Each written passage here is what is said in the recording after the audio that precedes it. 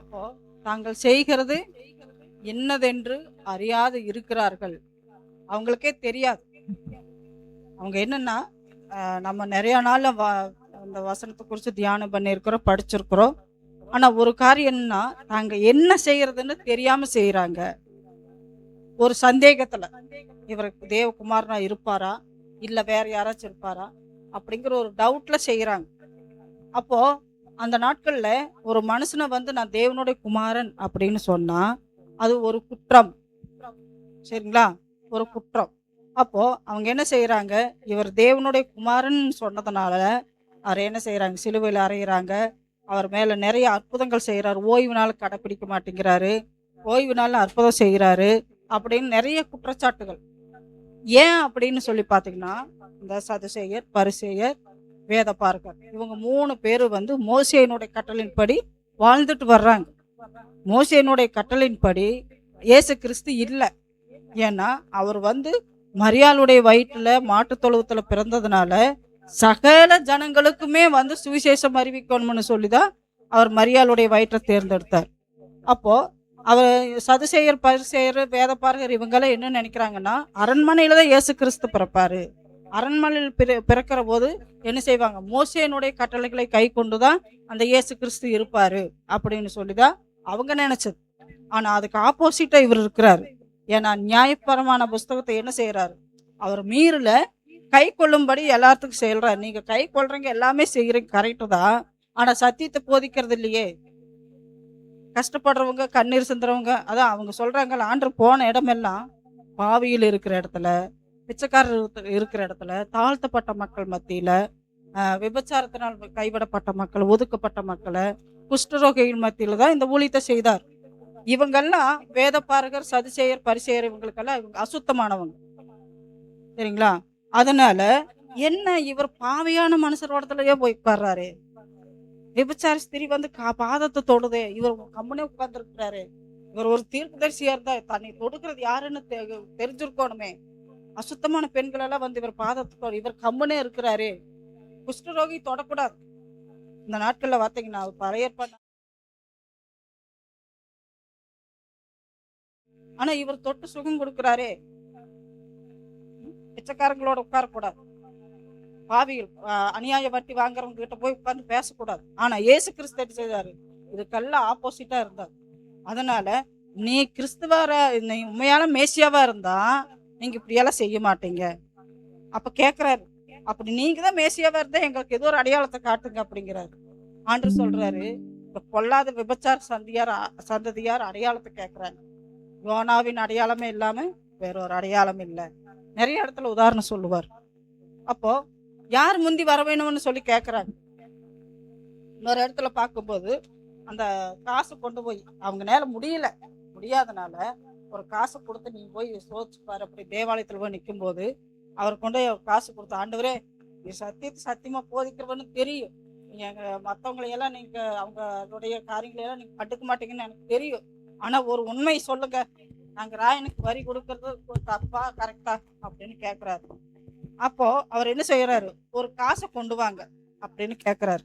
அப்ப அந்த காசு கொண்டு போய் கொடுக்கும்போது அந்த காசை வாங்கி எல்லாத்துக்கும் காமிக்கிறார். இந்த காசுல வந்து ஒரு உருவம் இருக்குதல்ல, இந்த படம் யாருடையது அப்படின்னு சொல்லி கேட்கிறார். இதனுடைய உருவமும் இந்த மேலெழுத்து யாருடையது அப்படின்னு கேட்கும்போது ராயனுடையது அப்படிங்கிறார். ராயனுடையதுன்னா நிறைய பேர் வேற என்னமோ நினைச்சுக்கிறாங்க. ராயனுடையதுன்னா அரசாங்கம். சரிங்களா? அப்ப இது அரசாங்கனுடையது, என்ன செய்யுங்க, ராயனுடையதை ராயனுக்கு செலுத்துங்க, தேவனுடையதை தேவனுக்கு செலுத்துங்க. இது சொல்லும் போது என்ன ஆகுது அப்படின்னா இவங்களுக்கு ரொம்ப இதாகுது. அப்ப இவங்க கூட பேச முடியாது. அப்படிம்போது ஆண்டவர் சொல்றாரு, நான் பாவிகளை ரட்சிப்பதற்காகவே நான் வந்தேன்.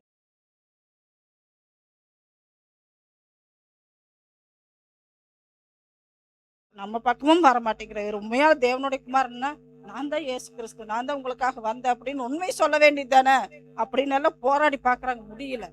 ஒரே அடியா இவங்க வந்து ஓய்வு நாளும் அற்புதம் செய்யக்கூடாது.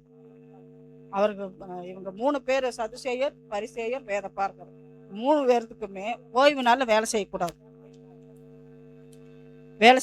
அற்புதமும் செய்யக்கூடாதுங்கிறாங்க. அப்போ அவர் பின்னாடியே சுத்திட்டு இருக்கிறாங்க, ஒவ்வொரு காரியம் செய்யும் போதெல்லாம் சுத்திட்டே இருக்கிறாங்க. ஆனா அந்த ஜனங்களுக்கு இவர் அற்புதம் செய்யறாரு. ஆனா நிக்கோதேமு பாத்தீங்கன்னா கரெக்டா கண்டுபிடிச்சிட்டாரு. ஏன்னா ஒருத்தர் வந்து தேவனுடைய ஆசீர்வாதம் இல்லாம தேவனிடத்திலுடைய இருந்த அற்புதம் பெற்றுக்கொள்ளாவிட்டா இப்படிப்பட்ட அற்புதங்களை செய்ய மாட்டீங்க, நீங்க உண்மையாலுமே மேசியாதான் அப்படின்னு அவர் ஏத்துக்கிறார். நிக்கோதேமு ஏத்துக்கிறாரு. அந்த அவரை கொண்டு போய் அடக்கம் பண்ணப்பட்ட யோசேப்பு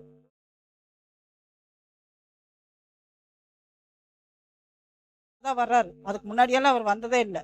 அவங்களுடைய சட்ட திட்டங்களுக்கெல்லாம் அவர் கீழ்ப்படியவே மாட்டார். கீழ்ப்படிய மாட்டாருன்னு செவி கொடுக்க மாட்டார். அவங்களுடைய போக்கு தனியா இருக்குன்னு சொல்லி அதையெல்லாம் அவங்க கண்டுக்க மாட்டார். அவர் வாட்டில் இருப்பார். அப்ப இவைகளை எல்லாம் இவங்க பார்த்துட்டே இருக்கிறாங்க.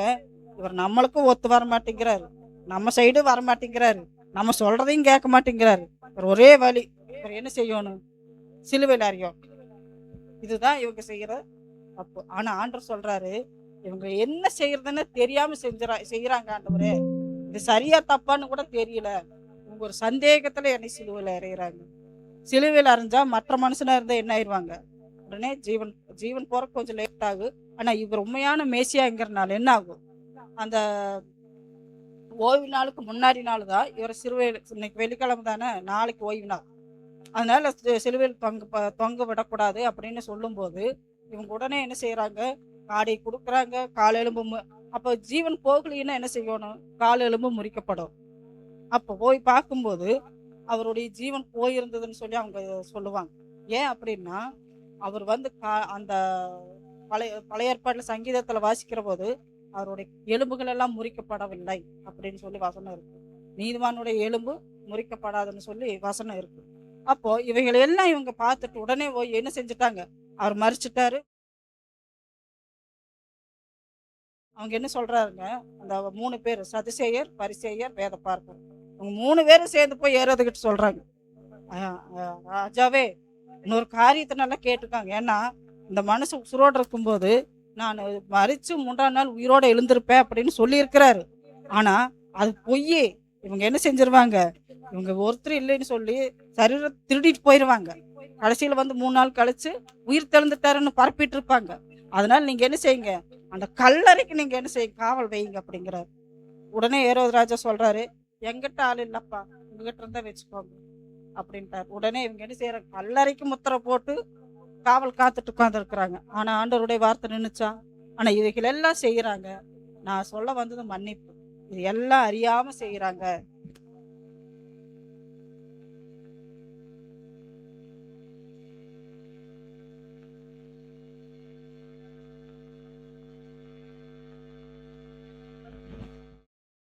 அதனால ஒரு ஸ்கூல்ல ஒரு விபத்து நடந்தாலோ, ஒரு ஆக்சிடென்ட் ஆனாலோ என்ன செய்யறாங்க?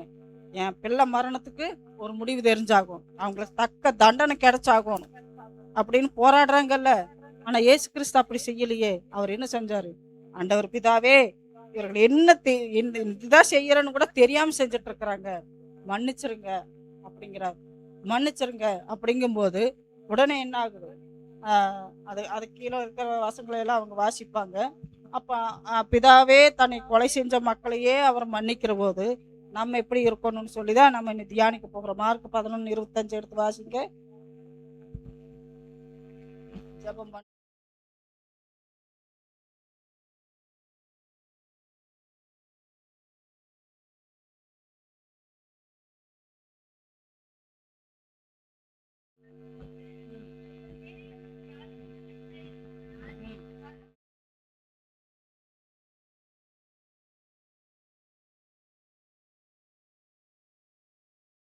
இந்த வசனம், நீங்க சர்ச்சுக்கு வரும்போதே யாரோ ஒருத்தர் மேல கோபம், சங்கடம் இருந்ததுன்னா அவங்க கிட்ட மன்னிச்சுட்டு நம்ம ஜெபம் பண்ணணுமா? அப்பதான் ஜெபத்தையும்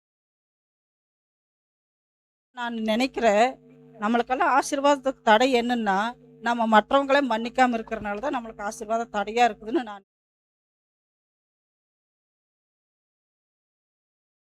மற்றவங்க செய்யற தவிர நம்ம என்ன செய்யறது இல்லை? மன்னிக்கிறது இல்லை. கரெக்டு தானே?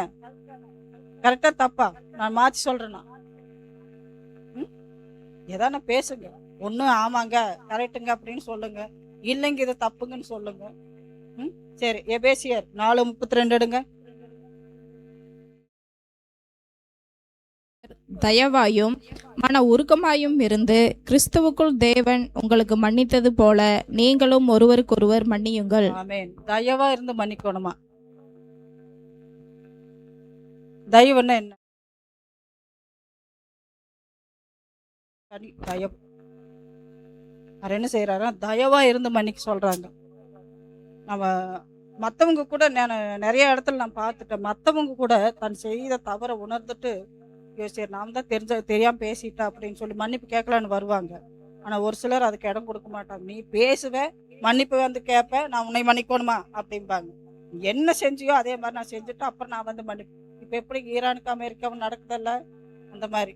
ஈரான் ஃபர்ஸ்ட் சொல்லுச்சு, சரி நாங்கள் யுத்தத்தை நிறுத்திக்கிறோம், நீங்களும் எங்களை ஒன்றும் பண்ணாதீங்க அப்படின்னு சொன்னார்.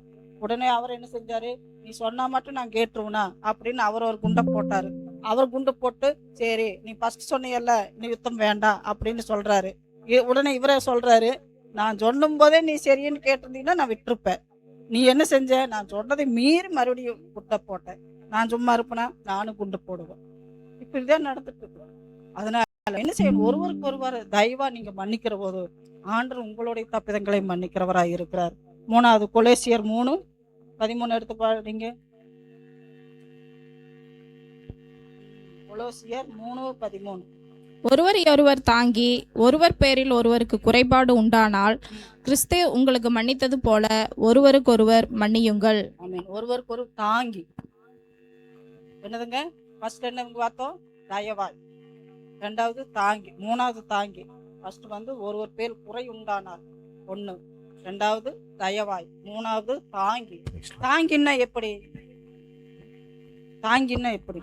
ஸ்தோத்திரம் ஸ்தோத்திரம். ஒரு மூட்டை கொண்டு வர இப்ப சாயுது, ஒரு மூட்டை ஒரு வெயிட் சாயுது. இப்ப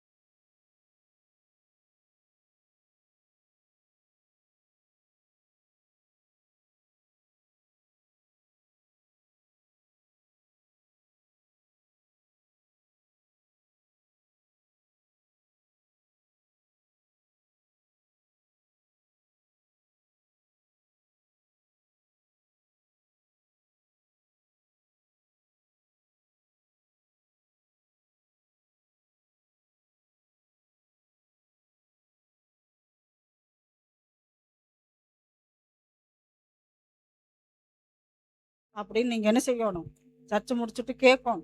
அப்போ இன்னொரு காரியம் என்னன்னா, நம்ம என்ன செய்யறதுன்னா ஒருத்தருக்கு ஒருத்தர் விசாரிக்கிறதே இல்லை. நீங்க எங்க போய் தாங்கிறது அப்படிங்கிறீங்களா? இனிமே அப்படி இருக்கக்கூடாது.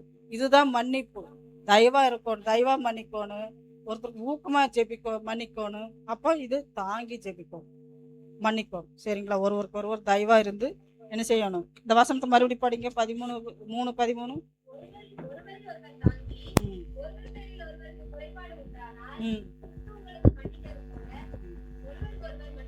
ஆமென். கிறிஸ்து நம்மளுக்கு என்ன செஞ்சிருக்கிறாரு, மன்னிச்சிருக்கிறார்.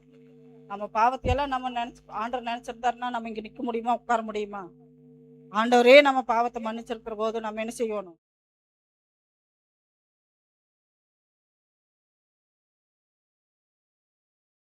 ஒரு ராஜா கிட்ட ஒருத்தர் 50 வெள்ளி காசு கடன் வாங்குறார்.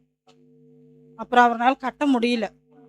அவர் வரும்போது அந்த கூட இருக்கிறவங்க எல்லாம் கூட்டிட்டு வாட, ஏன்டா என்ன கடன் கட்டாம இருக்கிறாங்கன்னு சொல்லும்போது சேவர்களெல்லாம் வந்து அவனை கூட்டிட்டு போறாங்க. கூட்டிட்டு போகும்போது ஏன் என்ன கடன் கட்டாம இருக்கிற, கடன் கட்டணும் அப்படிங்கும்போது அவர் சொல்றாரு, ஐயா என்னால முடியல, கொஞ்சம் தயவா இருங்க, நான் முடிஞ்ச வரைக்கும் சீக்கிரம் கட்டிடுறேன் அப்படின்னு சொல்றாரு. அப்படியா, எப்போ அப்படின்னு சொல்லி மன்னிச்சு விட்டார். அப்புறம் இவர் நடந்து போறார். நடந்து போகும்போது இவரை கிட்ட ஒரு 20 காசு கடன் வாங்குற ஒரு எத்து மாதிரி வர்றாரு.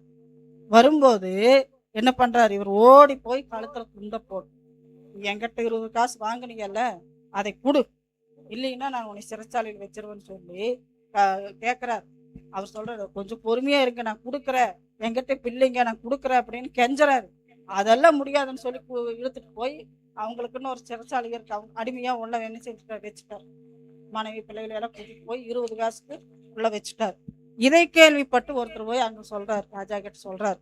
சொல்லும் போது அவனை வர சொல்ல அப்படின்னு கூப்பிட்டு, அட மண்டையா, உன்னை நான் 50 காசு உனக்கு மன்னிச்சனே, ஏன் நீ உனக்கு நான் மன்னிச்சனே, அவனுக்கு நீ ஏன் மன்னிக்க கூடாது, உனக்கு நான் தயவு கொடுத்தனே, இந்த காசு கட்டி தீர்ற வரைக்கும் நீ இங்கேயே கடான்னு சொல்லி போட்டார். அது மாதிரி தான் நம்ம நிறைய பேர் ஆண்டவர் நம்மளை மன்னிக்கணும், ஆனால் நம்ம மற்றவங்கள மன்னிக்க மாட்டோம், மன்னிக்க கூடாதுன்னு இருக்கும். அந்த குணாதிசயங்களை எல்லாம் எடுத்து போட்டு நீங்கள் என்ன செய்கிறவங்களா இருக்கணும், ஒருவருக்கு ஒருவர் என்ன செய்ய கனம் பண்றதுல முந்திக்கோணுங்கிறாங்கல்ல வசனம். அது போல மன்னிக்கிறதுக்கு முந்திக்கோணும். சரிங்களா? மன்னிக்கிறதுக்கு நீங்க முந்திக்கிட்டீங்கன்னா உங்களை போல ஆசீர்வாதமா இருக்கிறவங்க, உங்களை போல கடவுளுடைய பிள்ளை ஆண்டவர் பிரியமா இருக்கிறவங்க யாருமே இருக்க மாட்டாங்க. நம்ம ஒருவருக்கு ஒருவர் மன்னிக்காதனாலதான் நம்மளுக்கு வர்ற ஆசீர்வாதம் தடையா இருக்குது, நம்ம பிள்ளைகளுடைய ஆசீர்வாதம் தடையா இருக்குது, நம்ம எதிர்கால ஆசீர்வாதம் தடையா இருக்குது, நம்மளுக்கு வர வேண்டிய ஆசீர்வாதங்கள் எல்லாமே தடையா இருக்குது. எதனால? நம்ம ஒருவருக்கு ஒருவர் மன்னிக்காதனால. அதனால ஒருவருக்கு ஒருவர் மன்னிக்கலாம். கர்த்தர் உங்களுக்கு வர வேண்டிய ஆசீர்வாதங்களை எல்லாம் ஆண்டவர் கொடுத்து உங்களை ஆசீர்வாதம் நடத்துவாராங்க. ஒரு சின்ன ஜெபம் பண்ணிக்கலாமா? எல்லாம் தலைமையில ஒரு கையை வச்சுக்கோங்க. ஸ்தோத்திரம் ஸ்தோத்திரம் ஸ்தோத்திரம் ஸ்தோத்திரம் ஸ்தோத்திரம் ஸ்தோத்திரம் ஸ்தோத்திரம் அப்பா. ஆண்டவரே ஸ்தோத்திரம் ஏசப்பா.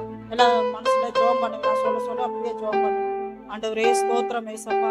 இந்த நாளிலும் கூட ஆண்டவரே ஸ்தோத்திரம் மன்னிங்கன்னு சொன்னீங்களப்பா. ஆண்டவரே ஸ்தோத்திரம் மன்னிங்க, உங்களுடைய பாவங்களுக்கு மன்னிக்கப்படும். இதா எங்களுக்கு மன்னித்தது போல நாங்களும் மற்றவர்களுக்கு மன்னிக்க எங்களுக்கு உதவி செய்யப்படியா ஜெபிக்கிறேன். ஆண்டவரே இந்த நாள் இந்த சத்தியத்தை கேட்ட ஒவ்வொரு மக்களும் கருத்துல ஒப்பு கொடுக்குறோம். அவங்க மேல யார் மேல கசப்பா இருக்கிறாங்களோ, யார் மேல கோபமா இருக்கிறாங்களோ, யாரெல்லாம் இவங்கெல்லாம் சரவே ஆகாது, இவங்கெல்லாம் வீட்டுக்கு வந்த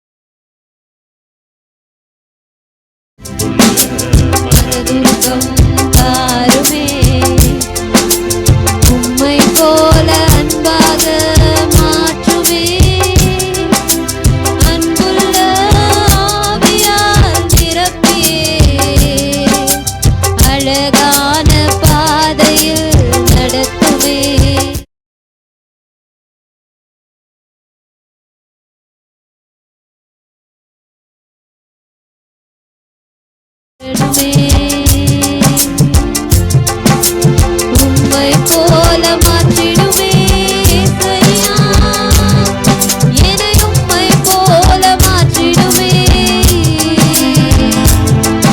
என்னை உம்மை போல மாற்றிடுமே, என்னை உம்மை போல மாற்றிடுமே. ஆமென். ஹalleluya. இரண்டாம் வார்த்தை பேசுவதற்காக கிப்சன் சஞ்சயை நாங்கள்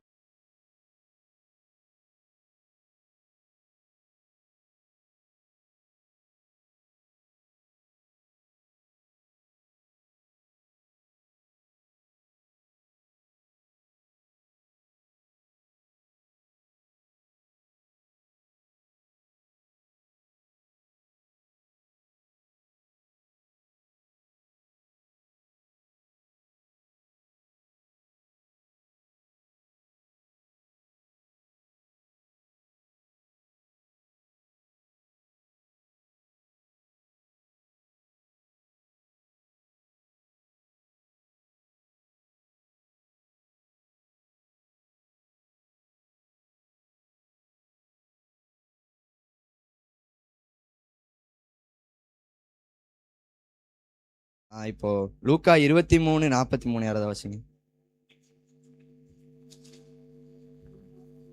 ம்.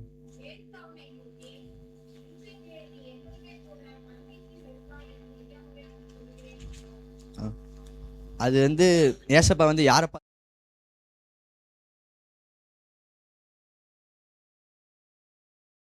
அவன் யாருன்னா பல வருஷமா பாவம் செய்து உலகத்தின் அந்த ஊர்க்காரங்க மூலமா குற்றவாளியாக எண்ணி அவங்கள கடைசி நேரத்துல வந்து இப்போ சிலுவையில் அறைய போறாங்க. நீங்களாம் நினைக்கலாம் அது வந்து எப்படி எப்படி வந்து ஏசப்பா வந்து என்ன சொல்றாருன்னா, இப்போ என்னை வந்து நீ பரலோகத்துல இருப்ப அப்படின்னு சொல்றாங்கல்ல. நீங்க நினைக்கலாம் எப்படி இவ்வளவு பாவம் செய்தவன் வந்து ஒருத்தங்க எப்படி பரலோகத்துக்கு கொண்டு போக முடியும் அப்படின்னு. ஏசப்பா எதுக்காக உலகத்துக்கு வந்தாரு? அப்போ வந்து இப்போ ஏசப்பா சிலுவையில் அறையும் போது அவனோட பாவத்தையும் சேர்த்து தானே சிலுவையில் அறைஞ்சிருப்பாரு. அப்போ வந்து அவன் மனம் திரும்புறான். இவர் வந்து எந்த பாவமே செய்யலையே, ஏன் வந்து இவரை சிலுவையில் அறைகிறாங்கன்னு வந்து அவன் கடைசி நேரத்தில் மனம் திரும்புறான். அப்போ வந்து அவன் சொல்லும் போதே ஏசப்பா வந்து அவனுக்காக பரலோகத்தில் வந்து ஒரு இடத்த ஆயத்தப்படுத்தி வைக்கிறாரு. அவன் கடைசி நேரத்தில் மனம் திரும்பி வந்து ஏசப்பாவை பார்த்து சொல்றான், நீங்க வந்து நீதிமான் பரிசுத்தர் அப்படின்னு சொல்றான். அப்படி சொல்ற உடனே அவன்கிட்ட வந்து ஒரு மாற்றம் தெரியுது. இத்தனை நாளா கடவுள்லாம் யாருன்னே தெரியாம தேவையில்லாத பாவத்தை பண்ணிட்டு தேவையில்லாம இருந்தனால இப்ப வந்து கர்த்தருக்கு பயப்படுகிற பயம்னா அவனுக்கு என்னன்னு தெரிஞ்சிருக்கு. இப்போ லூக்கா 23:40-41 யாராவது?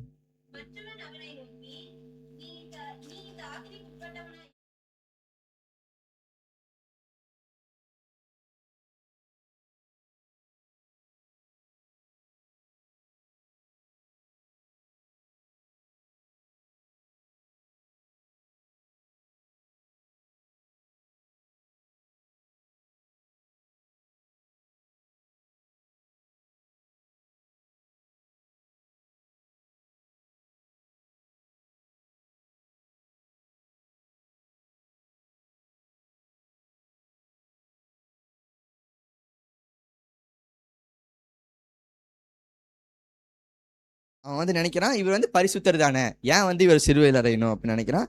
ஏன் வந்து இப்போ வந்து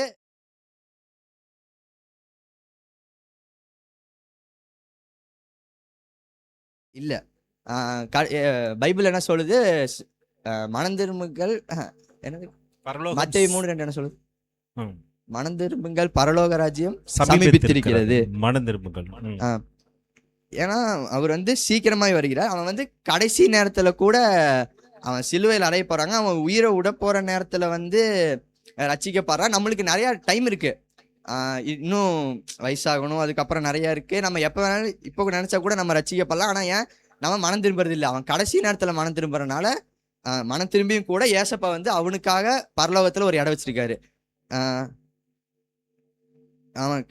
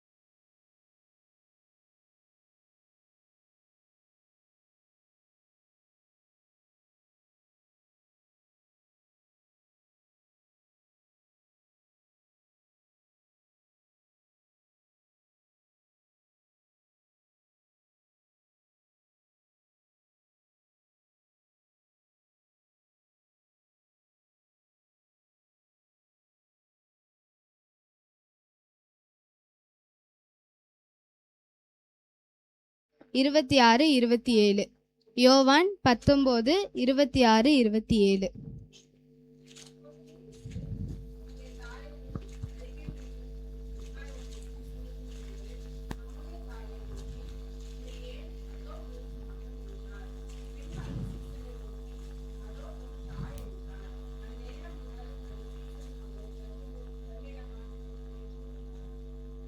ஸ்திரீயே அதோ உன் மகன், மகனே அதோ உன் தாய் என்று சொன்னாங்க. ஏசப்பா வந்து இதுல தன்னோட தாய் மீது அதிக அன்பு செலுத்துறவரா இதுல நம்ம காணப்படுறாரு.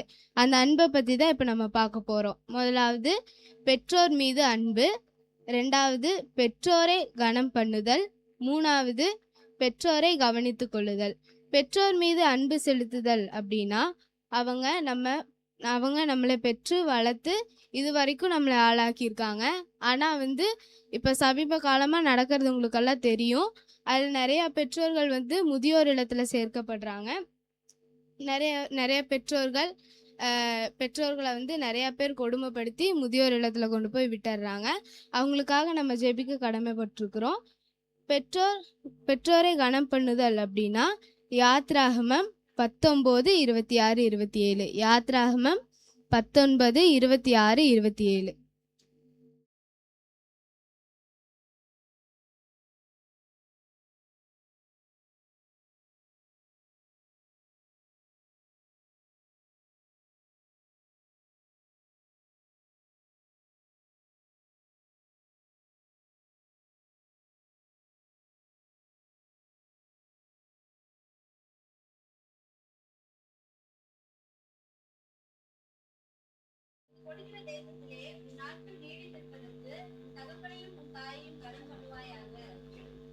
ஆமென். தேசத்துல நம்ம வாழ்நாள் நீடிக்க இருக்கணும்னா நம்முடைய தகப்பனையும் தாயையும் நம்ம கனம் பண்ண வேண்டும்னு சொல்றாங்க.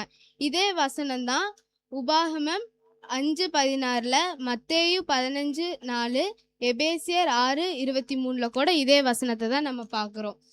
இதுல வந்து நம்ம தாயையும் தகப்பனையும் கனம் பண்ணணும்னு போட்டிருக்காங்க. இங்க இருக்கிற நிறைய வாலிபர்கள் வந்து நம்மளுடைய தாயையும் தகப்பனையும் கனம் பண்றதில்ல. அவங்கள வந்து அசட்டை பண்றோம். அவங்களோட பேச்சுக்கு நம்ம வந்து கீழ்ப்படியறதில்ல. இனி வந்து நம்ம அப்படி இல்லாம அவங்களுக்கு கீழ்ப்படிந்தவங்களா இருக்கணும். பெற்றோரை கவனித்து கொள்ளுதல் அப்படின்னா பெற்றோர் வயதான போது தான் அவங்கள வந்து நம்ம அதிகமாக பார்த்துக்கணும் அப்படின்னு சொல்கிறாங்க. வேற எப்படி பார்த்துக்கிறது அப்படின்னா நீதிமொழிகள் 23:22. நீதிமொழிகள் 23:22.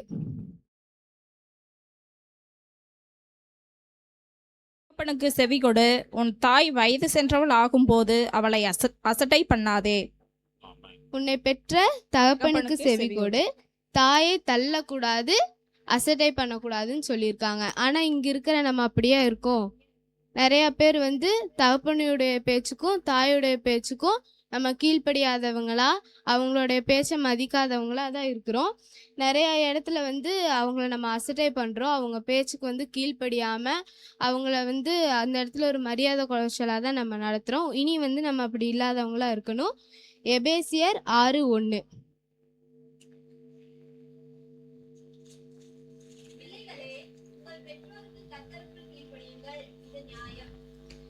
பிள்ளைகளே உங்கள் பெற்றோருக்கு கர்த்தருக்குள் கீழ்ப்படிங்கள்னு வேதம் சொல்லியிருக்கு. நம்ம கர்த்தருக்கு எப்படி கீழ்ப்படிகிறோமோ அதே மாதிரி தான் நம்ம பெற்றோருக்கு கீழ்ப்படியணும். நம்ம பெற்றோருக்கு வந்து நம்ம அவங்கள வந்து ஒரு பொருட்டாவே எடுத்துக்காம அவங்களுக்கு வந்து நம்ம அசட்டை தான் பண்ணிட்டு இருக்கோம். இனி நம்ம அப்படி இருக்கக்கூடாது. அவங்களுக்கு நல்ல கீழ்ப்படிதலாகவும் அவங்களுடைய பேச்சு தட்டாதவங்களாகவும் அவங்களுக்கு நல்ல ஒரு மகனாகவும் மகளாகவும் நம்ம இருக்கணும்னு வேதம் சொல்லுது. லேவியராகமம் 20:9.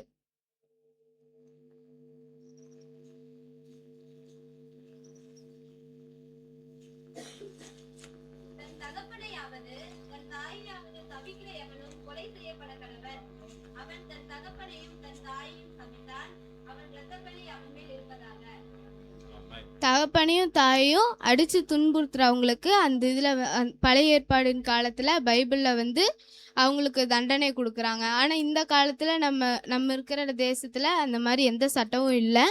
அதனால நிறைய பெற்றோர்களை வந்து அடிக்கிறாங்க, துன்புறுத்துறாங்க. அதனால பெற்றோர் மனது வந்து ரொம்ப பாதிக்கப்படுது. இனி வருகிற ஜென்ரேஷனில் எந்த பிள்ளைங்களும் அப்படி இருக்காதபடி நம்ம ஒவ்வொருவருக்கோசரம் ஜெபித்து கொள்ளலாம்.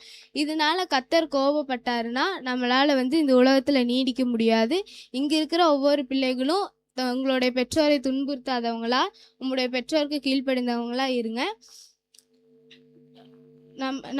நம்ம வந்து பெற்றோருக்கு கீழ்ப்படிஞ்சவங்களா இருந்தாதான் ஏசப்பாக்கும் நம்மளை பிடிக்கும். உபாகமம் 28 1-14.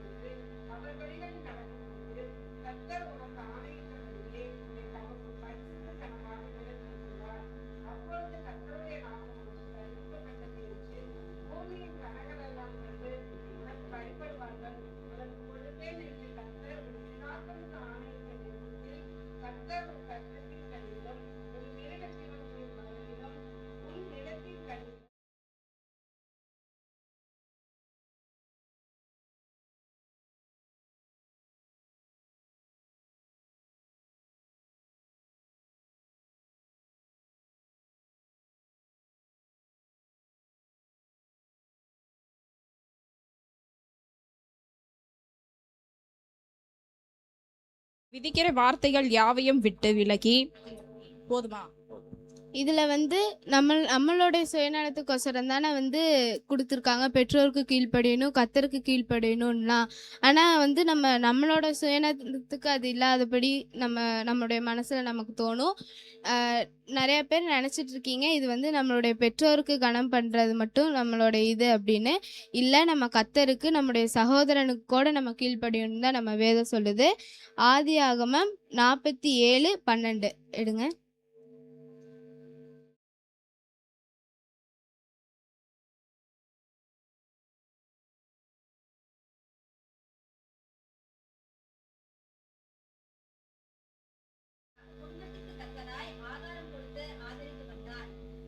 யோசேப்பு அவருடைய பெற்றோருக்கு மட்டும் இல்லாமல் அவருடைய சகோதரனுக்கு கூட ஆகாரம் கொடுத்து கனம் பண்ணாருன்னு சொல்கிறாங்க.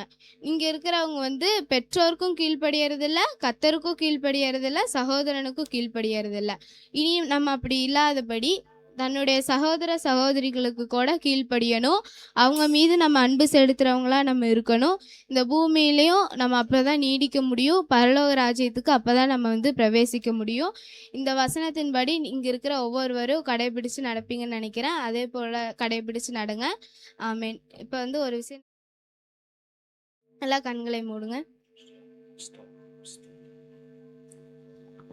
அன்பு கூறுவேன் இன்னும் அதிகமாய், ஆராதிப்பேன் இன்னும் ஆர்வமாய்.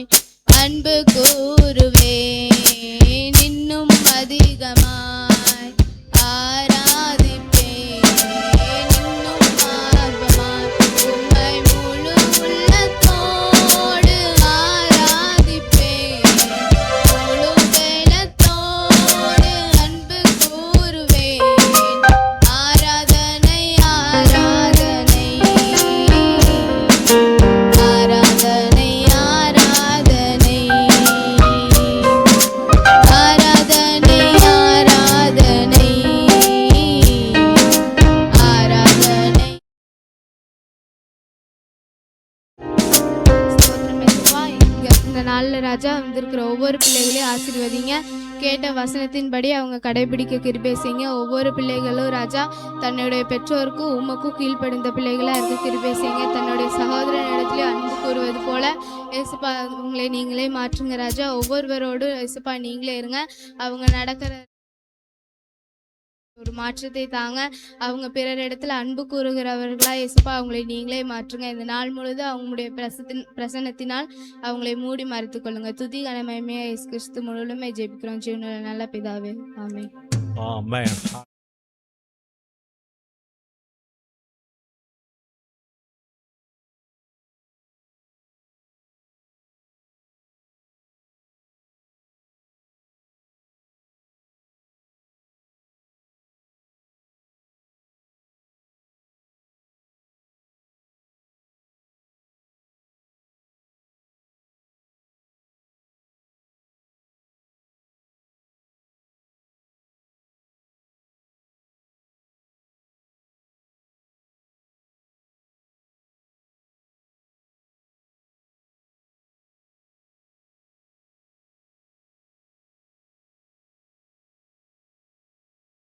யா அடுத்ததாக பெரிசா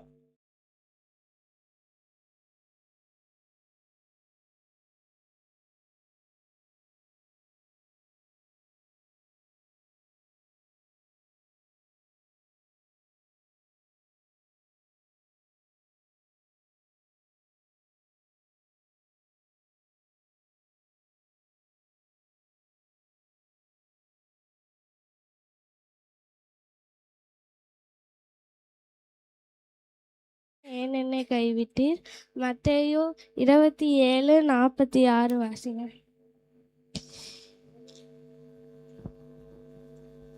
46.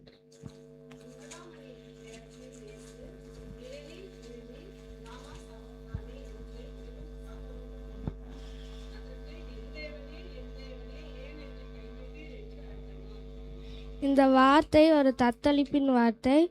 முதலாவதாக 2 கொரிந்தியர் 5:21 வாசிங்க.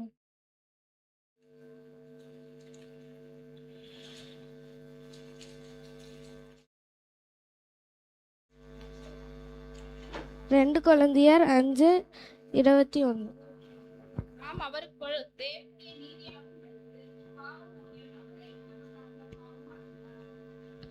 இதில் பாவம் அறியாதவர் நமக்காக பாவமானார்.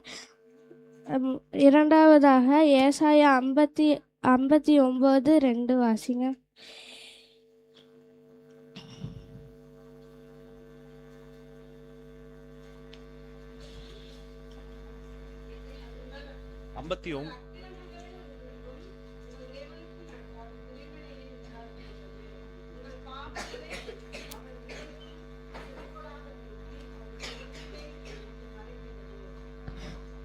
ஒன்றாயிருந்தவர் நமக்காக தனிமையானார்.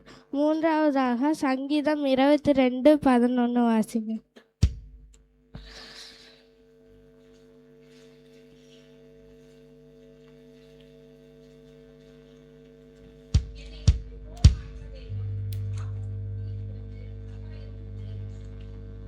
பிதாவின் அருகில் இருந்தவர் நமக்காக தூரமானார். இயேசு பாருங்க, என் தேவனே என் தேவனே ஏன் என்னை கைவிட்டீர் என்று கதறாரு. ஏன்? ஆணி துளைத்த வலியா? இல்லை. முள் துளைத்த வலியா? இல்லை. ஈட்டி குத்தின வலியா? இல்லை. சாட்டையால் அடித்த வலியா? இல்லை. உங்களுடைய என்னுடைய பாவங்கள் அவர் தலை மீது சுமக்கப்பட்ட போது சில மணி நேரங்களில் அவரால் பிதாவை பார்க்க முடியவில்லை. அதுவரை என் பிதா என் பிதா என்று சொன்னவர் நம்முடைய பாவங்களால் பிதாவுக்கும் அவருக்கும் ஒரு விரிசல்.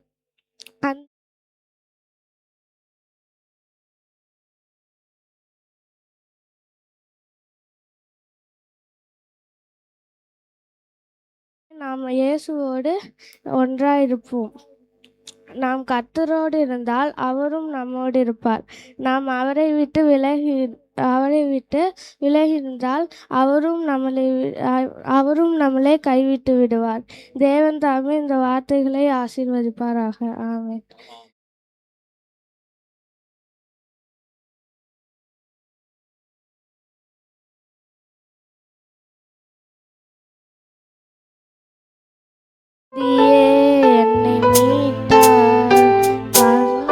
என்னை தீமை கண்டதாகிலே நேசரத்தம் சிந்தியே என்னை மீட்டார்.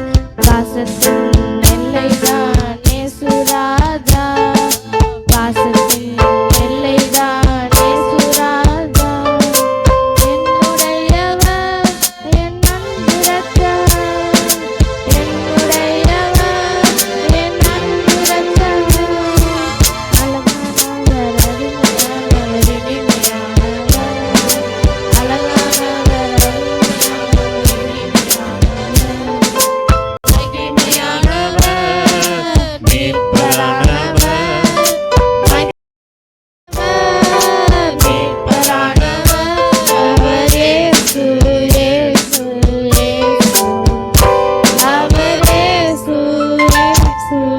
இயேசு.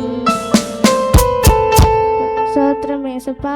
இந்த வார்த்தைகளை ஆசீர்வதிங்க. இதை கேட்குற ஒவ்வொருவருக்கும் இது நல்ல பயனுள்ளதாக இருக்கணும் ஏசப்பா. இயேசுவின் மூலம் ஜெயிக்கணும் நல்ல பிதாவே. ஆமென்.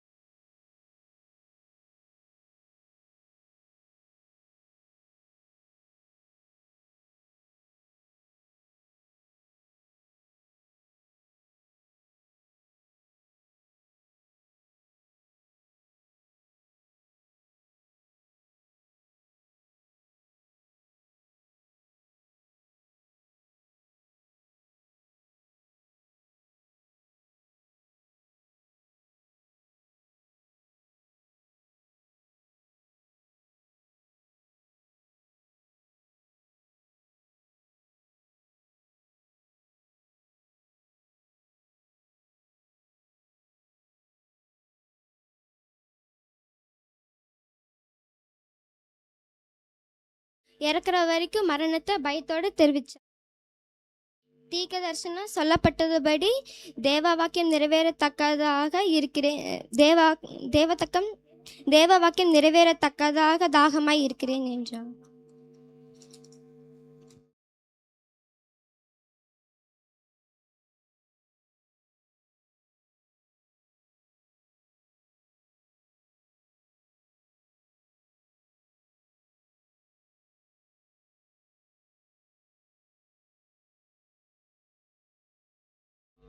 என் நாவு மேல்வாயோடு ஒட்டி கொண்டது. ஏசப்பா வந்து சிலுவையில் அரைஞ்சப்பட்டு அவரோட மரணத்தை தெரிவிச்சாரு. அதில் வந்து ஏசப்பா வந்து நிறைய கஷ்டங்களை பாடுகளை அனுபவிச்சாரு.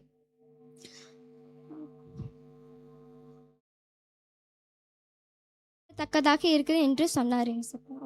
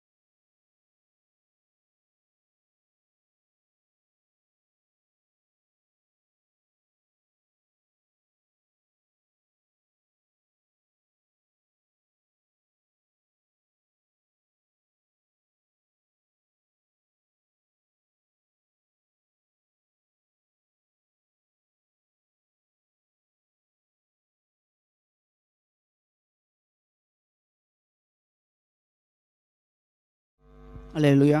அல்லேலூயா.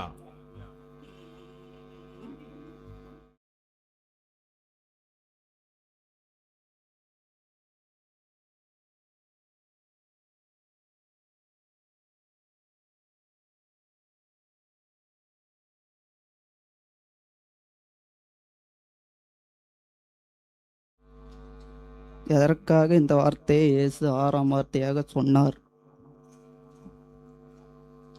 உங்களுக்கு ஏதாவது ஐடியா இருக்கா?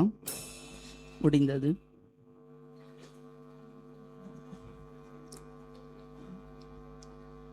சொல்லுங்க, ஐடியா இருக்கா இல்லையா? முடிந்தது. முடிந்தது என்றால் வெற்றியின் வார்த்தை. இன்னைக்கு என்ன நாள்? நமக்கு வெற்றி நாள்.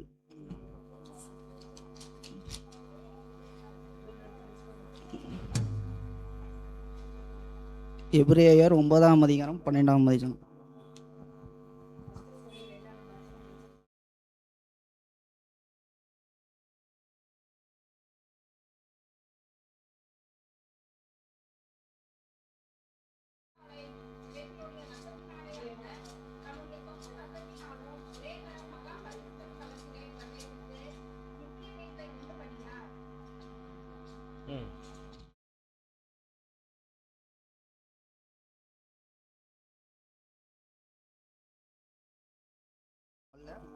தம்முடைய சொந்த இரத்தத்தினால் ஒரே தரம் மாத்திரம் இயேசு சிலுவையில் மரித்தார்.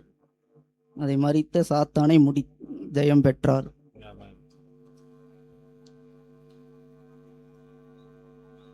ஏசாயா 53:5.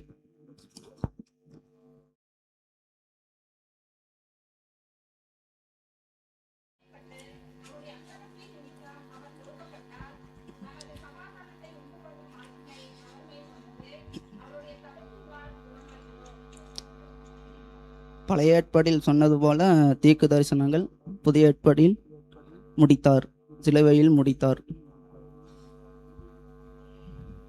1 பேதுரு 2:24.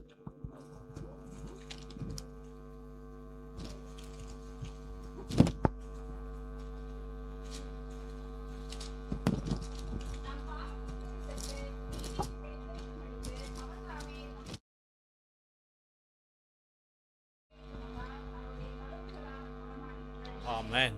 நம்முடைய பாவத்தை அனைத்தும் சிலுவையில் ஜெயித்தார்.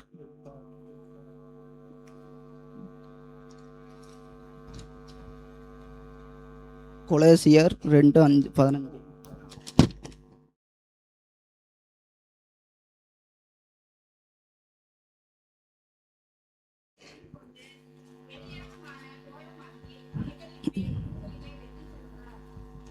இதில் பார்த்தீங்கன்னா சாத்தானின் சதிகளை முறியடித்தார், சிலுவையில் முடித்தார்.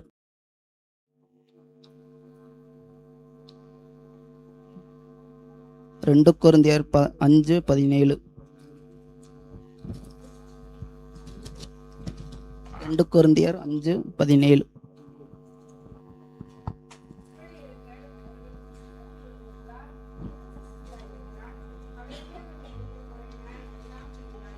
ஆமென். இன்னைக்கு என்ன நாளுங்க? புதிதாக வாழ்க்கை. இத்துடன் முடித்துக்கொள்கிறேன்.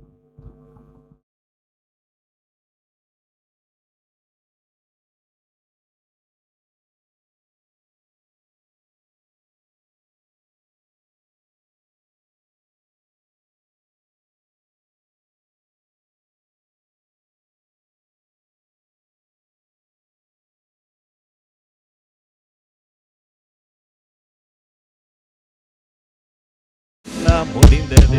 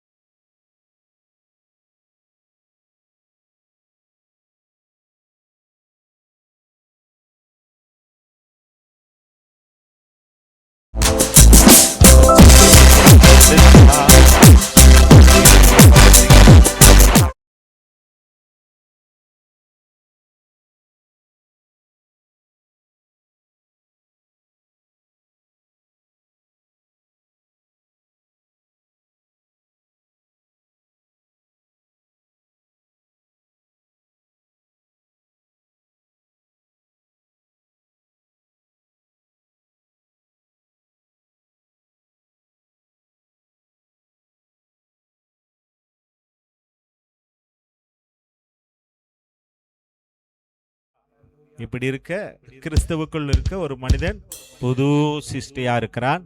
பலவே தேவன் பேசின அருமையான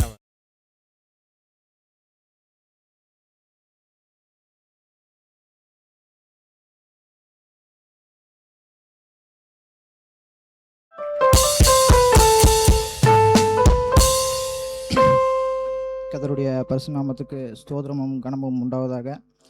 எனக்கு கொடுக்கப்பட்டிருக்கிற வார்த்தை 7ஆம் வார்த்தை, அதாவது ஒப்புவிக்கிறேன் அப்படிங்கிற வார்த்தை. இயேசு கிறிஸ்து நமக்காக பாடுகள் பட்டார்,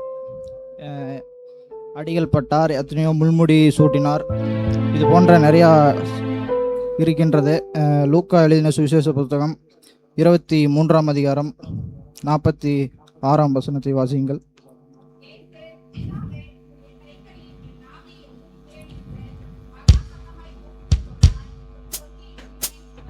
ஆமென். பிதாவே, உம்முடைய கைகளில் என் ஆவியை ஒப்புவிக்கிறேன். இயேசு கிறிஸ்துவானவர் ஆவியை ஒப்புவிக்கிறார். அதாவது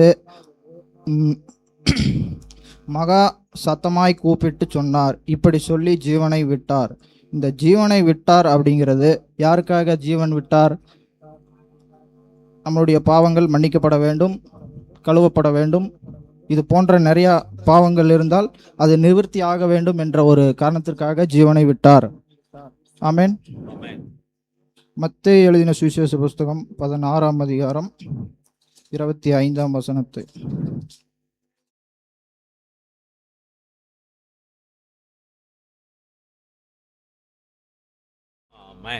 ஆமென்.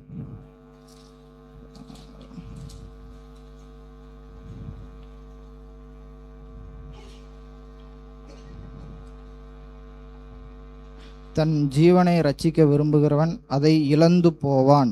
ஆமென். அல்லேலூயா. அல்லேலூயா. தன் ஜீவனை பாதுகாப்பது எவ்வளவு ஒரு முக்கியமான ஒரு ஜீவன் அப்படி என்றால், கர்த்தர் நமக்காக எதைக்காக கர்த்தர் நம்மளை இத்தனை வருஷமா உசுரோட வச்சிருக்கார். உயிரோட இருக்க ஆவி ஜீவன் எல்லாமே இருக்குது. இதெல்லாமே அவருக்காக நாம் எதாகலும் செய்ய வேண்டும். ஆமென். யோவான் சுவிசேஷ புஸ்தகம் 10ஆம் அதிகாரம் 15ஆம் வசனத்தை வாசியுங்கள்.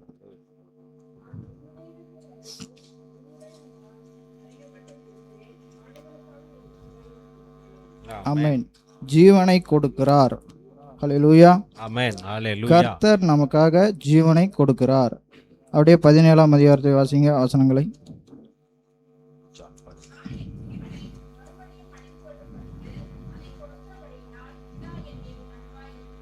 ஆமென். பிதா என்னில் அன்பாய் இருக்கிறார். அதாவது பிதா என்னில் அன்பாய் இருக்கிறார் என்பது நமக்கு பெற்றோர்கள் அன்பாய் இருக்கவில்லை, சொந்த பந்தங்கள் அன்பாய் இல்லை என்று ஏங்க வேண்டாம். இயேசு கிறிஸ்துவானவர் நமக்கு அன்பாய் இருக்கிறார். ஆமென். 1 யோவான் 3ஆம் அதிகாரம் 16ஆம் வசனங்களை வாசியுங்கள்.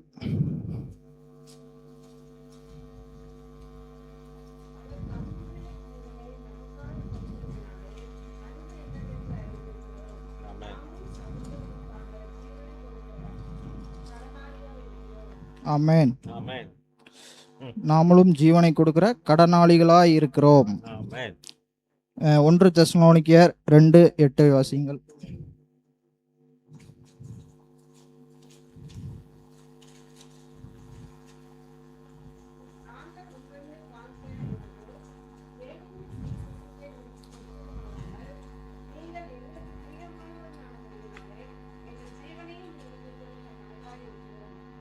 ஆமென். ஜீவன் நமக்கு முக்கியமான ஒன்று. இந்த ஒப்பு கொடுத்தல் அப்படிங்கிற இந்த வார்த்தை வந்து ஜீவனை குறித்து தான் வருகிறது. இந்த 7ஆம் வார்த்தை வந்து 7 பூக்கள், சிலுவையில் பூத்த 7 பூக்கள் அப்படின்னு சொல்லுவாங்க. இது வந்து 7வது பூ, ஒப்புவிப்பு அப்படிங்கிற ஒரு வார்த்தை தான் இது. யோவான் 13:37.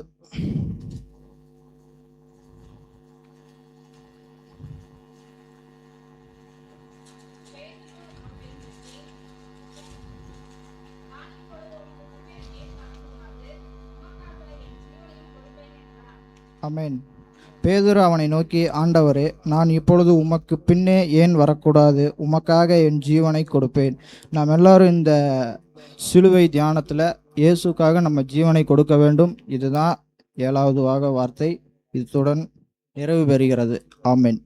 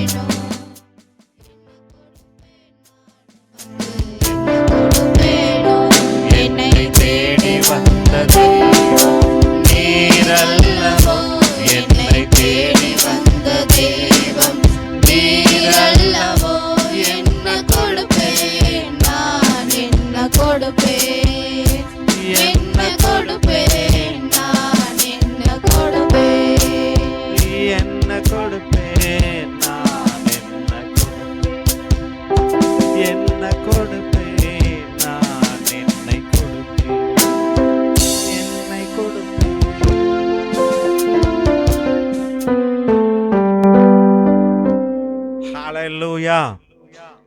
ஆமென். 7வது வார்த்தை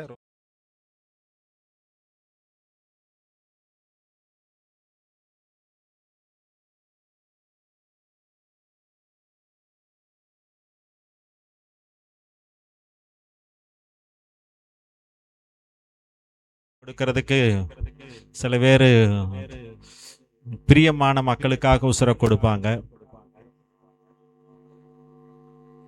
காதலுக்காக உசுர கொடுப்பாங்க.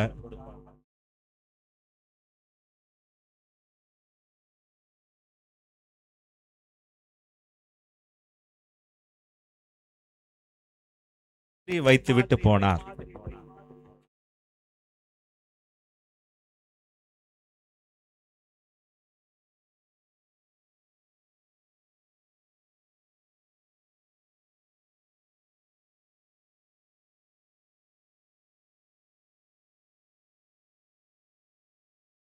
சகோதரர்களுக்காக ஜீவனை கொடுக்க கடனாளியா இருக்கிறோம்.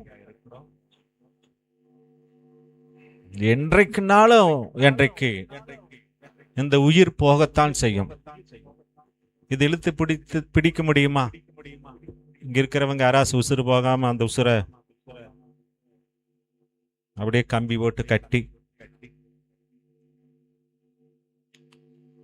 இல்லது ஸ்டேஷன்ல FIR கொடுத்து இல்ல நமக்கு தெரிந்த மக்கள்கிட்ட சொல்லி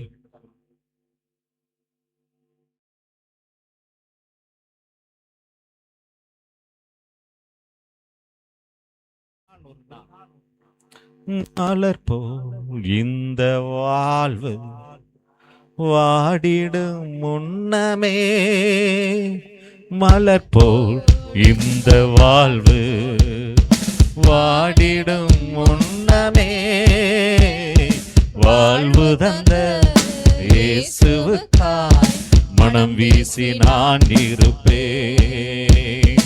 வாழ்வு தந்த இயேசுவுக்காய் மனம் வீசி நான் இருப்பேன். புகை போல் இந்த வாழ்வு மறைந்திடும் முன்னமே புகை போல் இந்த வாழ்வு மறைந்திடும் முன்னமே புண்ணியரை சொல்லிடவே உள்ளம் ஏங்கிடுதே. புண்ணியரை சொல்லிடவே உள்ளம் ஏங்கிடுதே. ஒரே ஒரு வாழ்வு உண்டு, அது இயேசுவுக்காகவே. இந்த வாழ்க்கை நீங்க எப்படி வாழ்ந்தாலும் போயிடும். ஒரு நாளைக்கு 24 மணி நேரம்.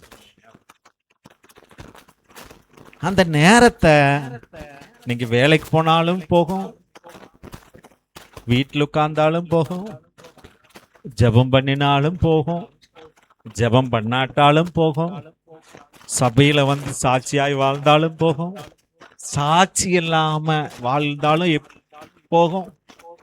எப்படியோ நாட்கள் வேகமா ஓடுகிறது. அப்ப கிறிஸ்து நமக்கு சிலுவையில் என்ன செய்து போனார், அதை செய்யும்படி நாம் அழைக்கப்பட்டோம். ஆமென், ஹல்லேலூயா. எது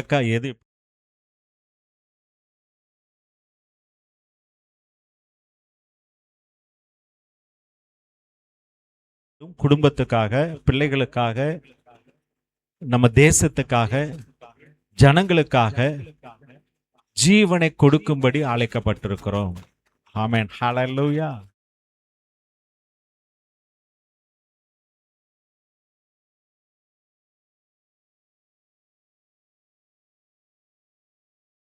இப்படி சிலுவையில ஆண்டு எளிதாக அந்த பாடுகளை எளிதாக ஏற்றுக்கொண்டாரா? சொல்லுங்க. கெத்செமனே தோட்டத்தில் அவர் ஜெபம் பண்ணார், ஆண்டவரே இந்த மரண அவஸ்தை எனக்கு மிகுந்த பாரமாய் இருக்கிறது, என்னால தாங்க முடியல. அது போலதான் குடும்பத்தை நடத்துறது, ஊழியம் செய்கிறது, எல்லாவற்றிலும் தாங்க முடியாத ஒரு பாரம். அந்த பாரத்தை விட்டுட்டு நாம் எங்க போறது? தேவன் தந்திருக்கிற வாழ்க்கை, தேவன் தந்திருக்கிற ஊழியம், தேவன் தந்திருக்கிற குடும்பம், தேவன் தந்திருக்கிற பிள்ளைகள், தேவன் தந்திருக்கிற வீடு, தேவன் தந்திருக்கிற தேசம். அப்ப பிரச்சனைகள் இருக்கு, வரும். சிலுவையில இன்னொரு விஷயம் ஆண்டு நமக்கு காண்பித்தார். என்ன அப்படின்னா, நமக்கு கட்டாயம் வியாதிகள், பலவீனங்கள் வரும், தோல்விகள் வரும், பயங்கள் வரும், வேண்டாத பிரச்சனைகள் வரும். ஏன்னா இயேசு கிறிஸ்து சிலுவையில கடைசி நேரம் சாத்தானை ஜெயிக்கிற அந்த நேரம், பிசாசு நினைச்சா இவரை அழிச்ச எல்லாம் முடிந்தது. அப்போ இயேசு கிறிஸ்துவுக்கே பிசாசு சோதனை கொடுக்கும் போது உங்களுக்கும் எனக்கும் அவன் சோதனை கொடுப்பது மிகுந்த உண்மையாய் இருக்கிறது. அப்போ நாம பிரச்சனைகள் வரும், போராட்டங்கள் வரும். நாம எங்கே போறது? சொல்லுங்களேன். எந்த இடத்துக்கு போனா நாம பிரச்சனை மாறும்? பைபிள் வசனம் சொல்லுது, வானத்துக்கு ஏறினாலும் அங்கே நான் இருக்கிறேன். எங்க ஓடுறது? ஹல்லேலூயா. தேவகுமாரா, தேவகுமாரா என்ன நினைச்சிடுங்க. தேவகுமாரா, தேவகுமாரா கொஞ்சம் நினைச்சிடுங்க. நீங்க நினைச்சா ஆசீர்வாதம் என்ன மறந்தா எங்கே போவினா. நீங்க நினைச்சா ஆசீர்வாதம் என்ன மறந்தா எங்கே போவினா. தேவகுமாரா, தேவகுமாரா என்ன நினைச்சிடுங்க. தேவகுமாரா, தேவகுமாரா கொஞ்சம் நினைச்சிடுங்க. ஹல்லேலூயா. அநேகருக்கு முன்னாடி பிரச்சனை இருக்குது, அநேகருக்கு முன்னாடி வியாதிகள் இருக்கிறது, அநேகருக்கு முன்னாடி கடன் பிரச்சனைகள் இருக்கிறது, அநேகருக்கு முன்பாக பயம் இருக்கிறது. ஏதோ ஒரு பயத்துக்கு முன்பாக நீங்கள் இருக்கலாம், ஏதோ ஒரு பிரச்சனைகளுக்கு முன்பாக நீங்க இருக்கலாம், ஏதோ ஒரு வியாதிகளுக்கு முன்பாக நீங்க இருக்கலாம், ஏதோ ஒரு தொல்லைகளுக்கு முன்பாக நீங்க இருக்கலாம். இயேசு கிறிஸ்து பாருங்க, அவர் உபவாசம் இருக்கும்போது பிசாசு நேரடியா வந்து போராடினார். ஆனா சிலுவையின் மரணத்துக்குள் இயேசு போகக்கூடாதுன்னு சொல்லி அவன் இப்படி போராடினான் பாருங்க. அந்த சிலுவையின் மரணத்தினால பிசாசு நினைச்சா இயேசுவை அவன் எப்படியோ சிலுவைக்கு கொண்டு போய் இவரை கதையை முடிக்கலான்னு நினைச்சான். ஆனா தேவன் நினைத்தார், அந்த மரணத்தின் அதிகாரியை தேவன் மரணத்தினாலே ஜெயித்தார். ஹல்லேலூயா. ஆகையால கடவுளுடைய பிள்ளைகளுக்கும் நமக்கும் ஆண்டு கொடுத்திருக்கிற இந்த வாழ்க்கையை நாம் சந்தோஷமாக வாழ வேண்டும். அப்போ எபேசியர்ல பாருங்க, எபேசியர்ல 5ஆம் அதிகாரம் 27ஆம் வசனம் எனக்கு பிடித்த வசனம். எபேசியர் 5:27 படிங்க. கரை திரை, இன்னைக்கு நிறைய கரை இருக்குது, நிறைய திரை மறைவு இருக்கிறது, தேவனை பார்க்க முடியாத ஒரு சூழ்நிலை. கரை பிசாசு நம்ம லைஃபை கரைப்படுத்த நினைக்கிறான். அடுத்து பாருங்க, பரிசுத்தமும் பிழையற்றதுமாய் நாம் வாழ வேண்டும் என்று தேவன் விரும்புகிறார். ஆமென் சொல்லுங்களேன். எப்படி வாழணும்னு நினைக்கிறாரு? பரிசுத்தமாக பிழையில்லாத வாழ்க்கை வாழணும்னு ஆண்டவர் விரும்புகிறார். பாருங்க, அடுத்தது பாருங்க, மகிமையுள்ள மனுஷனாக இழந்து போன அந்த மகிமையை தேவன் நமக்கு இயேசு கிறிஸ்துவின் மூலமாய் கொடுப்பதற்காக நீங்களும் நானும் மகிமையுள்ள சபையாக, அதுக்கு யாருக்கு முன்னாடிங்க? இயேசு கிறிஸ்துவுக்கு முன்பாக நிறுத்தி கொள்வதற்கு ஆண்டவர் என்ன செய்தார்? உங்களுடைய பிரச்சனைகள், உங்களுடைய வியாதிகள் எல்லாம் போய் நீங்க ஆரோக்கியமா மகிமையுள்ள பரிசுத்தமான ஜனமாய் நிற்க வேண்டுமானா என்ன செய்கிறதுன்னு தான் இந்த வசனம் சொல்லுகிறது. ஆமென். ஹல்லேலூயா. இந்த இடத்துல ஆண்டவர் பிரசங்கம் பண்ண முடியல, எல்லா இடத்திலும் பிரசங்கம் பண்றார். மலை பிரசங்கம் மத்திய 5ஆம் அதிகாரம் 6ஆம் அதிகாரத்துல பிரசங்கம் பண்றார். மத்திய 10ஆம் அதிகாரத்துல பிசாசுகளை ஓட்டுறாரு. அசுத்தாவின் வல்லமில் இருக்கிற மக்களை விடுதலையாக்குறாரு. சோ ஆண்டவருக்கு விரோதமாய் பேசின எல்லா மக்களுக்கும் பதில் தர்றாரு. சில பேருக்கு பதில் கொடுக்கல. இந்த இடத்துல பிரசங்கம் பண்ண முடியல. ஆமென் சொல்லுங்களேன்.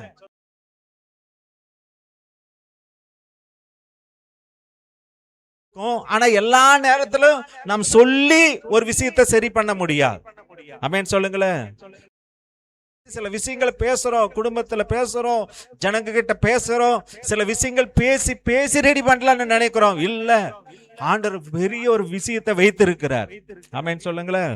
நம் குடும்பத்தை திருத்த பார்க்கிறோம், சபையை திருத்த பார்க்கிறோம், மக்களை திருத்த பார்க்கிறோம், மீண்டும் பாவத்தின் மேல பாவம். நமக்கு ஒரு பிரச்சனை இருக்குது, செய்யக்கூடாதுன்னு சொன்னா தான் மீண்டும் செய்வோம். ஆமென் சொல்லுங்களேன். ஹல்லேலூயா.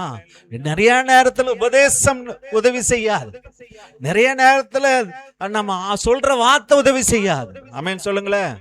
நம்ம எல்லாத்துக்கும் புத்தி சொல்லியாச்சு, எல்லாத்தையும் கேட்டாச்சு. ஆமென் சொல்லுங்களேன். ஆனா ஜனங்க மாறி இருக்குதா? தேசம் மாறி இருக்குதா? இல்ல. இப்போ என்ன செய்யட்டும்? இது பிரச்சனை மாற என்ன செய்யட்டும்? இயேசு கிறிஸ்து என்ன செய்தாருங்க? தன்னையே தான் ஒப்பு கொடுத்தார்.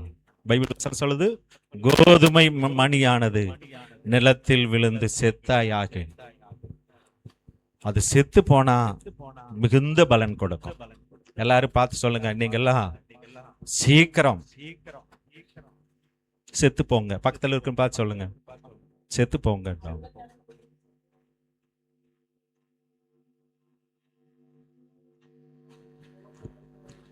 சாகிறதுக்கு என்னென்ன ஐடியா பண்றாங்க பாருங்க. சில பேர் இருக்கிறாங்க, நான் விட்டுட்டு போனா என் பிள்ளைகளெல்லாம் அனாதி ஆவாங்கன்னு அவங்க மேல ஒரு மண்ணெண்ணெய் ஊத்தி, இல்லைன்னா சில பேர் சாகிறதுக்கு குழந்தைகளை அவங்கள ஒரு கைத்த அவங்களையும் இவங்களையும் சேர்த்து தாயும் பிள்ளையும் கிணத்துல குதிச்சிடுறாங்க.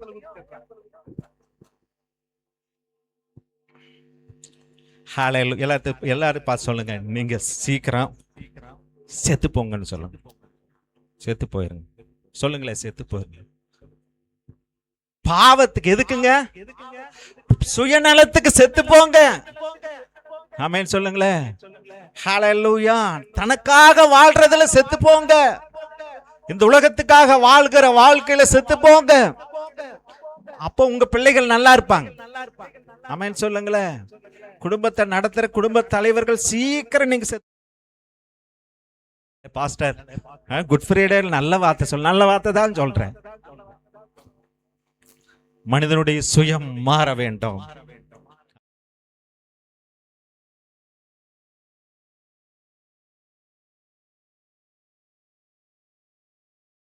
இங்க சூசைட் அட்டன் பண்றவங்க இருக்கிறீங்களா? நான் ஒரு முறை தற்கொலைக்கு முயற்சி பண்றேன்.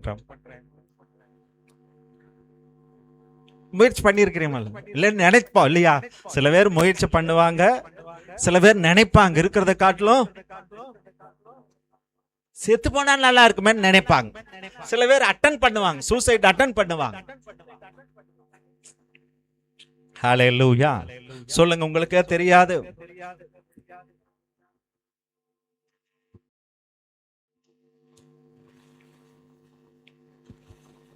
சிலுவையில் இயேசு தன்னைத்தானே ஒப்பு கொடுத்தார். ஆமென் சொல்லுங்களேன். நீங்க சாகரன்னு எப்படி சாகிறதுங்க? பாஸ்டர் எல்லா சர்ச்சிலும் இதுதான் சொல்றாங்க, சாகோன்னுன்றாங்க, சுயத்துக்கு சாகோன்னு சொல்றாங்க. எனக்கு வழியே தெரியலையே. ஆமென் சொல்லுங்களேன். உலக மக்கள் கூட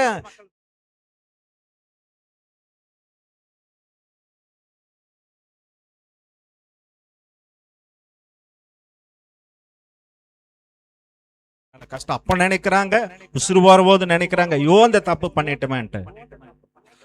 அப்ப நமக்கு என்ன பிரச்சனைன்னா, நம்ம அப்படியும் செய்ய முடியல. இது அந்த விதமானது அல்ல. ஆவிக்குரிய மரம், ஆவிக்குரிய ஒரு விசன், ஆவிக்குரிய விதத்துல நீங்கள் நானும் சாக வேண்டும். ஆமென் சொல்லுங்களேன். மாம்சீக சாகிறதல்ல, மாம்சமும் ஆவியும் சரீரம் எல்லாம் ஒட்டு மொத்தமா சேர்ந்து சாகிறது தான் சிலுவையில. ஆமென் சொல்லுங்களேன். சிலுவையில மரிக்கும் போது என்ன செய்தாரா? உங்களையும் என்னையும், ஒரு தாய் தன் பிள்ளைகளை விட்டு விட்டு போனா சோ அவங்க அனாதையா மாறிடுவாங்கன்னு சொல்லி இயேசு கிறிஸ்து உங்களையும் என்னையும் அவரோடு கூட கட்டி சிலுவையிலே அவர் மரித்தார். ஆமென் சொல்லுங்களேன். ஹalleluya. இவங்க விட்டுட்டு போனா அனாதையா ஆயிருவாங்க, உலகம் ஏமாத்திரும், பிசாசு ஏமாத்திருன்னு தேவன் நினைத்துதான் சிலுவையில் அடிக்கப்பட்டது. இயேசு மாத்திரமல்ல, உங்களையும் சேர்த்து உங்களுடைய பாவத்தின் வல்லம், உங்க மேல இருக்கிற பிசாசின் வல்லமைகள், உங்க மாம்சிக பலவீனங்கள், உங்களுடைய கோபம், மன்னிக்க முடியாத சுபாவம். செய்தி சொல்றாங்க 7 வார்த்தையில பேசிக்கிறோம் மன்னிக்க. ஆனா நம்மனால முடியுதா? முடியறது இல்லையே. ஒரு பலவீனம், மாம்சிகத்துல வர்ற ஒரு பிரச்சனை, கோபத்தை நம்மளால் கண்ட்ரோல் பண்ண முடியல, பிறரை நேசிக்க முடியல, பிறரை மன்னிக்க முடியல, பரிசுத்தமா வாழ முடியல. இதையெல்லாம் ஆண்டு என்ன செய்தாரா? உங்களையும் என்னையும் சேர்த்து சிலுவையில அவர் ஒன்றாக சேர்த்து கட்டி சிலுவையில் அவர் மரித்தார். ஆமென் சொல்லுங்களேன். ஹalleluya. இப்ப சொல்லுங்களேன், சாகிறதல்லங்க, இயேசு கிறிஸ்து நமக்காக சிலுவையிலே அவர் மரித்தார். நீங்க மரிச்சிட்டீங்க. ஆமென் சொல்லுங்களேன். அதான் ஒருவன் கிறிஸ்துவுக்குள் இருந்தால் பழையவைகள் எல்லாம், பழைய பாவம் எல்லாம் ஒளிஞ்சிருச்சு. பிசாசு சொல்லுவா இன்னும் பாவம் இருக்குதுன்னு சொல்லுவா. நீங்க சொல்லுங்க, இயேசு கிறிஸ்துவின் பாவத்தை மன்னித்து விட்டார். ஆமென் சொல்லுங்களேன். பிசாசு சொல்லுவா நீ போய் பேசுறியே அப்படின்னு சொல்லுவா. அது என் பலவீனம். ஜெபிக்காத போது என் பாவத்தை எல்லாம் மன்னித்து விட்டார். ஹalleluya. பிசாசு ஏதோ ஒன்று சொல்லுவா, இன்னும் வாழ்க்கையில பாவம் இருக்குது, இன்னும் குறை இருக்குதுன்னு பிசாசு குற்றம் சாட்டி சகோதரன் மேல அவன் குற்றம் சாட்டி கொண்டே இருப்பான். ஆனா இயேசு கிறிஸ்து நம்முடைய குற்றங்களை எல்லாம் நீக்கி நம்மை பரிசுத்தமாக மாற்றி விட்டார். ஆமென். இனி வாழ்வது நான் அல்ல, கிறிஸ்துவே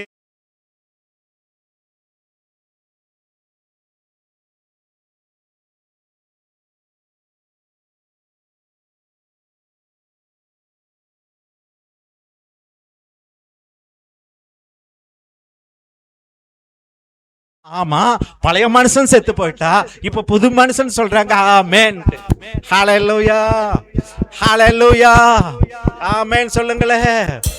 நான் கிறிஸ்துவ என்னை ஆண்டவர் என்னையும் அவரோடு கூட சேர்த்து என்னை சிலுவையில ஆணிகள் அடிக்க, என் பாவம் ஆணிகள் அடிக்கப்பட்டது, என் அக்கிரமங்கள் ஆணிகள் அடிக்கப்பட்டது, என் வியாதிகள் ஆணிகள் அடிக்கப்பட்டது, என் பலவீனங்கள் ஆணிகள் அடிக்கப்பட்டது. இனி வாழ்வது நான் அல்ல. எல்லாரும் சொல்லுங்க, இனி வாழ்வது நான் அல்ல, பேசுறது நான் அல்ல, பாடுறது நான் அல்ல, வேலை செய்யறது நான் அல்ல, படிக்கிறது நான் அல்ல. சொல்லுங்களேன். ஆமென். குடும்பத்தை நடத்துறது நான் அல்ல. ஆமென் சொல்லுங்களேன். ஆமென். ஊழியம் செய்வது நான் அல்ல, கிறிஸ்துவே. சொல்லுங்க, எல்லாரும் சொல்லுங்க, கிறிஸ்துவே எனக்குள் இருந்து எல்லாவற்றையும் செய்கிறார். உங்க பலவீனத்தை தேவன் சிலுவையில ஆணிகள் அடிக்கப்பட்டார் உங்க பலவீனத்துக்காக. ஆமென் சொல்லுங்களேன். உங்க பலவீனம் எல்லாம் இல்ல, நான் பலவான். எல்லாரும் சொல்லுங்க, நான் பலவான். பலவானா என்னை மாற்றினவர், நீதிமான் என்று அழைக்கின்றவர். பலவானா என்னை நீதிமான் என்று எனக்காக யுத்தங்கள் செய்கின்றவர், சத்துருவை முன்னின்று துரத்துபவர். எனக்காக யுத்தத்தை செய்கின்றவர், சத்துருவை முன்னின்று துரத்துபவர். இஸ்ரவேலின் மகிமையவர், இஸ்ரவேலின் யேசுரன் எனக்காக யாவர் செய்து முடித்தவரே. யேசுரன் எந்தன் துதியில் வாசம் பண்ணுபவரே. குழந்தைகளா இருக்கலாம், வாலிபர்களா இருக்கலாம், எல்லாவற்றையும் இயேசு உங்களுக்காக செய்து முடித்து விட்டார். ஆமென் சொல்லுங்களேன். அவர் எல்லாவற்றையும் சிலுவையில செய்து முடித்து விட்டார். சொல்லுங்களேன். என் பலவீனத்தை அவர் ஏற்றுக்கொண்டார், என் வியாதிகளை ஏற்றுக்கொண்டார். அவருடைய 1 பேதுல வாசிக்கிறோம், அவருடைய தழும்புகளாலே சுகமானோம். எல்லாரும் சொல்லுங்க, நான் சுகமானேன். சொல்லுங்க, நான் சுகமானேன். உங்களுள்ளான மனிதன் சுகம் இருக்குது. ஆமென் சொல்லுங்களேன். சரீரத்துல பலவீனம் இருக்கலாம், சரீரத்துல வியாதிகள் இருக்கலாம், ஆனா உள்ளான உங்களுக்குள் உள்ளான மனிதன் சுகத்தோடு பலத்தோடு இருக்கிறான்.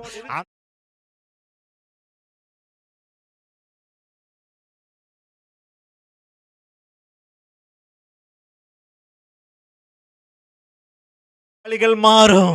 ஆமென் சொல்லுங்க. உங்களுக்குள் இருந்து ஆமென் அந்த வல்லமை புறப்பட புறப்பட புறப்பட இந்த சரீரத்தில் இருக்கிற பலவீனங்கள், வியாதிகள், தோல்விகள், பயங்கள் எல்லாமே மாறும். ஹalleluya. கரங்களை தட்டி ஆண்டவரே உமக்கு ஸ்தோத்திரம், உமக்கு ஸ்தோத்திரம், உமக்கு ஸ்தோத்திரம் அப்பா. ஆமென். இனிமேல் நாம் பலவீனன் என்று சொல்லாதிருங்க. ஆமென் சொல்லுங்களேன். கிறிஸ்துவுக்கு எவ்வளவு பலனோ அந்த பலன் எனக்குள் இருக்கிறது. நீங்க என்னப்பா நினைக்கிறீங்களோ அதுதான் வாழ்க்கையா மாறும். நீங்க சொல்லுங்க, எனக்குள் பலன் இருக்கிறது, எனக்குள் ஐஸ்வர்யம் இருக்கிறது, எனக்குள் ஆசீர்வாதம் இருக்கிறது, என் குடும்பத்துக்கு தேவையான பணம் எல்லாம் எனக்குள் இருக்கிறது. ஆமென் சொல்லுங்களேன். ஹalleluya. எல்லாவற்றையும் செய்து முடித்தவர் இப்ப எங்க இருக்காங்க? உங்களுக்குள் இயேசு இருக்கிறார், உங்களோடு இயேசு இருக்கிறார், உங்க மேல இயேசு இருக்கிறார், உங்க பிள்ளைகள் மேல இயேசப்பா இருக்கிறாரு. உங்களை தேவன் நன்மையினால் நிரப்பி இருக்கிறாரு, ஆசீர்வாதத்தினால் நிரப்பி இருக்கிறாரு, மகிமையால் நிரப்பி இருக்கிறாரு. ஆமென் சொல்லுங்களேன். சிலுவையில் எல்லாவற்றையும் முடித்தவர் ஆண்டவர் எல்லாவற்றையும் முடித்து நம்முடைய பரிசுத்த ஆவியின் வல்லமை உங்களுக்கு கொடுத்து, வரங்களை கொடுத்து, கிருபைகளை கொடுத்து, ஞானத்தை கொடுத்து, குடும்பத்தை கொடுத்து, பிள்ளைகளை கொடுத்து, ஜெப வாழ்க்கை கொடுத்து, எல்லாவற்றையும் அவர் செய்து முடித்து விட்டார். ஹalleluya, ஹalleluya. சொல்லுங்களேன். சொந்தம் என்று சொல்லிக்கொள்ள உம்மை விட யாருமில்ல,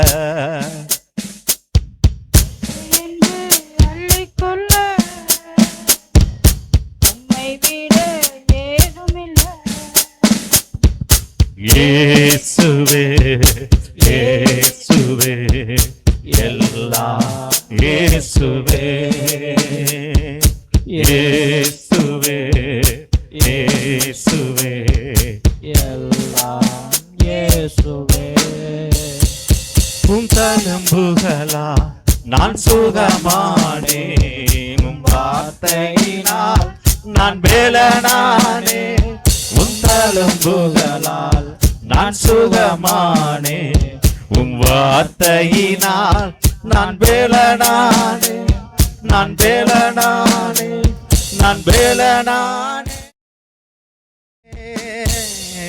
இயேசுவே இயேசுவே எல்லாம் இயேசுவே இயேசுவே இயேசுவே எல்லாம் இயேசுவே. ஆமென். சிலுவையில் இயேசு எல்லாவற்றையும் செய்து முடித்தார். நம் அனுதினமும் ஒரு சைடு ஆண்டவருடைய ஆசீர்வாதம், இன்னொரு சைடு அனுதினமும் நம்மை அர்ப்பணித்துக் கொண்டே இருக்கணும். ஆமென் சொல்லுங்களேன். கர்த்தருடைய வருகை வரைக்கும் நம்மை அர்ப்பணித்துக் கொண்டே இருக்கும். நம்முடைய சரீரத்தை தேவ சித்தத்துக்கு அர்ப்பணித்துக் கொண்டே இருக்கணும். ஆமென். ஹல்லேலூயா. நாம் நினைக்கணும், நாம செத்தாலும் பரவாயில்ல, நம் குடும்பம் நலமா இருக்க வேண்டும். நாம செத்தாலும் பரவாயில்ல, நம்முடைய தேசம் ஆசீர்வாதமா இருக்க வேண்டும். ஹல்லேலூயா ஹல்லேலூயா. நம்முடைய சுயமெல்லாம் சிலுவையில எல்லாவற்றையும் அவர் ஒப்பு கொடுத்து சிலுவையில ஜெயம் எடுத்தார். அதை நாம் நம்பணும், அதை நாம் விசுவாசிக்க வேண்டும். சிலுவையில் எல்லாவற்றையும் அவர் செய்து முடித்து விட்டார். நன்றி அப்பா. அதுக்கு நாம் ஒப்பு கொடுக்கிற அவ்வளவுதான். நீங்க ஒப்பு கொடுக்கிற போது என்ன நடக்குது? மீண்டும் ஆதில இருந்த அந்த வல்லமை, அந்த சிலுவையிலிருந்து புறப்படுகிற அந்த வல்லமை, சிலுவையில எப்படி ஆண்டர் பாருங்க, அந்த சாத்தான், அந்த வல்லமை, அந்த இருளின் ஆதிக்கங்கள் எல்லாம் சிலுவை சுத்தி இருந்தது. ஆனால் ஆண்டவர் எல்லாம் கல்லறை கொண்டு போய் வைத்தார்கள். அது வருகிற நாட்கள் நாம் தியானிக்க போறோம். அந்த பிசாசினுடைய அந்தகாரம், பைபிள் வசனம் சொல்லுது, அந்தகாரம் எல்லாம் பூமி எங்கும் நிறைந்திருந்தது. அந்த நேரத்தில் சிலுவையில் இருந்த ஒரு ஒளி வல்லமை. ஆமென் சொல்லுங்களேன். ஹல்லேலூயா. ஆவிக்குரிய வாழ்க்கையில் என்ன நடக்குதோ அதுதான் வெளி பிரகாரமாக நடக்கும். வெளிப்பிரகாரம் இருள் இருந்தது. அதுக்கு முன்னாடி அந்த பூமி ஆவிக்குரிய வாழ்க்கையில் ஒரு இருள் இருந்தது. இயேசு சிலுவையில் அவர் மரித்ததினாலே, ஓ ஹல்லேலூயா, நம்முடைய பாவங்கள் சாபங்கள் எல்லாம் நீங்கினதே. சொல்லுவோம், ஆண்டவரே ஸ்தோத்திரப்பா, உம்முடைய கரத்தில் என்னை ஒப்பு கொடுக்கிறோம். நான் வாழ்வது உமக்காக, உமது ஊழியம் செய்வதற்காக. நான் வாழ்வது உமக்காக, உமது ஊழியம்.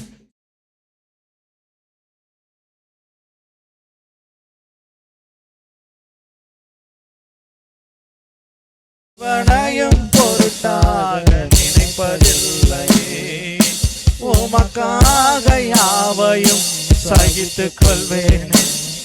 என் ஜீவனையும் பொருட்டாக நினைப்பதில்லையே, நீ தந்த ஊழியத்தை நிறைவேற்றிட, நீ தந்த ஊழியத்தை நிறைவேற்றிட ஆசையுடன் தினம் ஓடுகிறேன், ஆசையுடன் தினம் ஓடுகிறேன், ஆசையுடன் தினம் ஓடுகிறேன், ஆசையுடன் தினம் ஓடுகிறேன், ஆசையுடன் தினம் ஓடுகிறேன். உமக்காக யாவையும் சகித்துக் கொள்வேனே, என் ஜீவனையும் பொருட்டாக நினைப்பதில்லையே, உமக்காக யாவையும் சகித்துக் கொள்வேன். கொஞ்ச காலம் பாடுகள். ஜீவனையும் பொருட்டாக நினைப்பதில்லையே, நீ தந்த ஊழியத்தை நிறைவேற்றிட, நீ தந்த ஊழியத்தை நிறைவேற்றிட ஆசையுடன் தினம் ஓடுகிறேன், ஆசையுடன் தினம் ஓடுகிறேன். நான் வாழ்வது உமக்காக, உமது ஊழியம் செய்வதற்காக. அநேகர் மேல ஊழியம் செய்கிற ஒரு கிருபை ஆண்டு ஊற்றுகிறார். ஏதோ துவக்கம் என்ன ஆண்டு சொல்றார். ஓ ஹalleluya. அநேகர் மேல ஒரு சால்வை விழுகிறது. எலியாவின் மேல இருந்த சால்வை எலிசா மேல விழுந்தது போல நான் பார்க்கிறேன். அநேகர் ஆண்டு தொடுகிறார். வல்லமை தொடுகிறத நான் பார்க்கிறேன். சத்திய வசனத்தின் மூலமாக 7 வார்த்தைகளை பேசின தியானித்த பிள்ளைகள் மூலமாக தேவ ஆவியானவர் பேசியிருக்கிறார். ஆவியானவர் அசைவாடி இருக்கிறார். ஆரம்பம் முதல் இதுவரைக்கும் ஆண்டு ஒரு புதிய துவக்கம் உங்களுக்கு தருகிறேன் என்று சொல்லுகிறார். தேவ மகிமை இந்த இடத்தில் நிரம்பி இருக்கிறது. தேவனுடைய வல்லமை இந்த இடத்தில் நிரம்பி இருக்கிறது. அநேகர் மேல ஒரு சால்வை விழுகிறத நான் பார்க்கிறேன். ஹalleluya. தேவனுக்காக ஒரு வாழ்கிற ஒரு கிருபை ஆண்டு நான் தருகிறேன் என்று சொல்லுகிறார். இதோ ஒரு புதிய துவக்கத்தை நான் தருகிறேன் என்று சொல்லுகிறார். இதோ உனக்கு ஒரு புதிய துவக்கம். உன் வாழ்க்கையில் இருந்த சோதனை காலம் முடிந்து விட்டது என்று சொல்லுகிறார். சிலுவையில் முடித்தது போல உன் சோதனை காலம் முடிந்தது. உன் வியாதிகள் முடிந்தது. பிசாசு இதுவரைக்கும் உங்களை சோதித்து கொண்டிருந்தார். ஏதோ அந்த சோதனை முடிவு காண்று அந்தகார வல்லமைகள், சாத்தானுடைய வல்லமைகள், அந்த சூனிய பில்லி சூனிய ஆவியின் வல்லமைகள் எல்லாவற்றையும் ஆண்டவர் சிலுவையில் ஹalleluya ஹalleluya ஹalleluya ஆமென் ஹalleluya. ஜென்ம சுபாவத்தின் ஆவிகள் இதுவரை பின்தொடர்ந்த கனநித்திரையின் ஆவிகள், சோர்வின் ஆவிகள், பலவீனத்தின் ஆவிகள் எல்லாம் இந்த நேரத்தில் உங்கள் மைண்டை விட்டு எண்ணங்களை விட்டு விலகிறது. நிறைய ஹalleluya சோர்வு, ஏதோ ஒரு விதமான சோர்வு, ஏதோ ஒரு விதமான பலவீனம் இப்போ எல்லாம் மறைகிறத நான் பார்க்கிறேன். கர்த்தருடைய மகிமை உங்களை நிரப்புகிறத நான் பார்க்கிறேன். கர்த்தருடைய வல்லமை நிரப்புகிறத பார்க்கிறேன். கர்த்தர் மனவாட்டி சபையாகி உங்களை ஆண்டவர் ஆசீர்வதிக்க. ஆமென் ஹalleluya ஸ்தோத்திரம். ஆமென் ஹalleluya. பயப்படாதேன்னு சொல்லுகிறார். சில பேரை பார்த்து ஆவியானவர் சொல்றார், நீ பயப்படாதே, உன் பலவீனங்களை நான் ஏற்றுக்கொண்டேன், உன் பிரச்சனை நான் ஏற்றுக்கொண்டேன், உன் வியாதிகளை நான் ஏற்றுக்கொண்டேன், பயப்படாதேன்னு சில பேரை பார்த்து சொல்றேன். சில பேர் பயந்து நிக்கிறீங்க. ஆண்டவர் சொல்றார், பயப்படாதே. வாலிப நாட்கள் வருகிற பாவ போராட்டத்தை குறித்து வாலிப பிள்ளைகளோடு ஆண்டவர் சொல்றாரு, பயப்படாதே, என் கிருபை உனக்கு போதும், என் கிருபை உனக்கு போதும் என்று சொல்லுங்க. வாலிப நாட்கள் வருகிற சோதனை, பாவத்தின் வல்லமைகள் உங்களை தொடாதபடி தேவன் வேலியடைக்க அவர் போதுமானவராய் இருக்கிறேன். வாலிபத்தை நான் பாதுகாத்துக் கொள்கிறேன் என்று சொல்லுகிறார். வளர்கிற நாட்கள் நான் உன்னை பாதுகாத்துக் கொள்கிறேன் அப்படின்னு ஆவியானவர் சொல்லுகிறார். நான் உனக்கு கொடுத்திருக்கிற பொறுப்புகளிலே நீ நில்லு. தேசத்துக்காக ஜெபிக்கிறதுல நில்லு. அழிந்து போகிற ஆத்துமாக்கள் மேல கரிசனை கொள். உன்னை போல எத்தனையோ வாலிபர்கள் பாவத்திலும் சாபத்திலும் வியாதியிலும் பலவீனத்திலும் இருக்கிறாங்க. இந்த சத்தியம் தெரியாத எத்தனையோ குடும்பங்கள் கண்ணீரினாலும் இருக்கிறது, கவலையினால் இருக்கிறது. நான் அதற்காக தெரிந்து கொண்டேன். நான் உன் கண்ணீரை துடைப்பேன். ஆமென். உன்னை சுற்றி இருக்கிற உங்க கிராமத்துல, உங்க பட்டணங்கள்ல உங்களோடு கூட இணைந்திருக்கிற உங்களுக்கு ஆவியானவர் ஞாபகப்படுத்துகிறேன். நீங்க ஜெபத்தில் வைத்திருக்கிற எல்லாருடைய கண்ணீரை நான் துடைப்பேன் என்று ஆவியானவர் சொல்லுகிறார். உங்க கண்ணீரை நான் துடைப்பேன் என்று சொல்லுகிறார். ஹalleluya. நன்றி. ஒரு புதிய துவக்கம் அநேகர் மேல ஆண்டவர் சொல்றாரு, நான் உனக்கு புதிய துவக்கத்தை கொடுக்கிறேன் என்று சொல்லுகிறான். உன் துக்க நாட்கள் எல்லாம் முடிந்து போனது. கர்த்தரே உனக்கு நித்திய வெளிச்சமாய் இருக்கிறார். கர்த்தரே உனக்கு நித்திய வெளிச்சமாய் இருக்கிறேன் என்று சொல்லுகிறார். ஹalleluya. ஆண்டவருடைய மகிமை அநேகருடைய சிந்தைகளை தொடுகிறது. அநேகருடைய ஜெப வாழ்க்கை மாறப்போகிறது. அநேகர் தேவனை துதிக்கிற ஒரு துதியை ஆண்டு கொடுக்கிறேன் என்று சொல்லுகிறார். ஹalleluya. ஒரு துளிர்